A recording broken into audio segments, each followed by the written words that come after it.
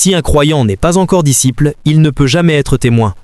Être témoin de Christ exige une certaine maturité. Je vais vous présenter les différentes catégories de témoins, car il existe différentes manières de témoigner pour Christ. La première est ce que nous appelons le témoignage par l'amour. Vous comprenez pourquoi vous devez être disciple et grandir dans l'amour pour être témoin? Parce qu'il existe un témoignage que seul l'amour peut apporter. Voyez-vous, il y a des gens qui, quelle que soit l'éloquence de votre prédication, ressuscitent les morts et ils ne seront pas touchés. Le seul témoignage qui puisse les toucher, c'est lorsqu'ils voient l'amour de Dieu en vous. C'est pourquoi vous devez développer toutes les catégories de témoignages. Voyez ce que dit la Bible dans Jean 13, 35. C'est Jésus qui parle. Il dit « À ceux-ci, tous reconnaîtront que vous êtes mes disciples ». Comment? Il dit « Si vous vous aimez les uns les autres ». La deuxième catégorie de témoignage est le témoignage par la puissance. 1 Corinthiens 4:20. Le royaume de Dieu ne se manifeste pas par des paroles, c'est dans la démonstration de puissance. Voyez-vous, il y a des endroits où vous venez enseigner pendant 10 ans.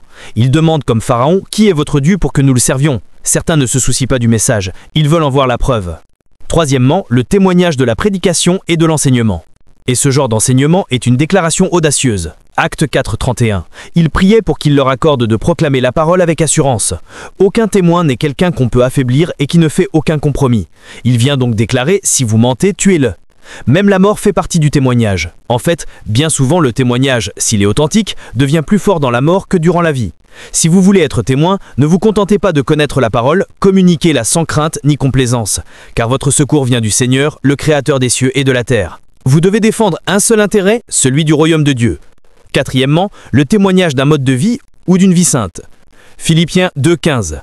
Paul dit « Montrez-vous comme des enfants de Dieu irréprochables et purs ». Afin que vous soyez des enfants de Dieu irréprochables et purs, irrépréhensibles au milieu d'une génération corrompue et perverse, parmi laquelle vous brillez comme des flambeaux dans le monde. Vous ne devriez pas vous retrouver à un niveau où votre vie privée serait complètement différente du drame que vous avez joué sur scène. Vous n'êtes pas un témoin. Vos guerres ne peuvent pas briser le cœur des hommes. Le Saint-Esprit ne peut en témoigner. Il existe un témoignage de bonnes œuvres. Il a dit « Visitez les orphelins, visitez les veuves ». Il dit de transmettre l'amour par un mode de vie charitable. Nous ne prêchons pas seulement en parole, mais en actes. Il dit que votre lumière brille ainsi devant les hommes, afin qu'ils voient vos bonnes œuvres, non seulement votre message puissant, mais qu'ils voient vos bonnes œuvres et glorifient votre Père Céleste. Sixièmement, il y a le témoignage de votre expérience personnelle de Jésus. Marc 5,19, lorsque Jésus guérit le fou de Gada, Jésus lui dit « Va à la ville ». Parce que l'homme dit « Je te suivrai ». Il dit non, va à la ville, annonce aux gens ce que tu as reçu. Vous étudiez l'histoire de la Samaritaine. Jean chapitre 4, versets 1 à 23.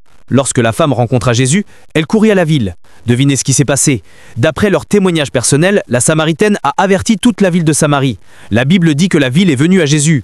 Le fou de Gada. Lors de la visite suivante de Jésus, la Bible dit que l'homme avait exercé son ministère. Les Décaples, cela fait 10 villes. Rien que de leur dire « J'étais fou. J'ai rencontré un homme appelé Jésus. Il m'a guéri. » Alors, ne cachez pas vos témoignages personnels. Finalement, il y a le témoignage par la souffrance. Acte 5, 41. Lorsque les apôtres furent battus et flagellés. Observez leur réaction et leur attitude. Il dit « Et ils se retirèrent de devant le Sanhédrin, joyeux d'avoir été jugés dignes de souffrir pour son nom ». Donc, la souffrance peut devenir un témoignage.